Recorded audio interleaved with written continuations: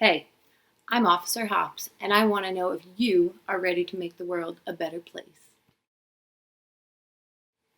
So, this week we're going to be focusing on how art and music can really heal, create hope, and inspire ourselves and others, especially in times of crisis or hardship like we're in now.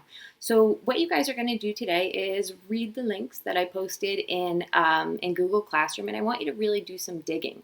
We've been learning about artists like Basquiat and Herring, who created art with a message for the public.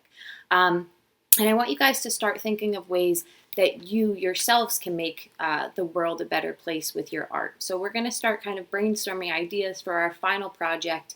And I want you guys to really have fun with this. So just kind of follow the links that I posted, and we'll work daily on this. But really start thinking about ways that you can inspire and you can create and you can help others to heal with your art. So I hope you guys really have fun with this project.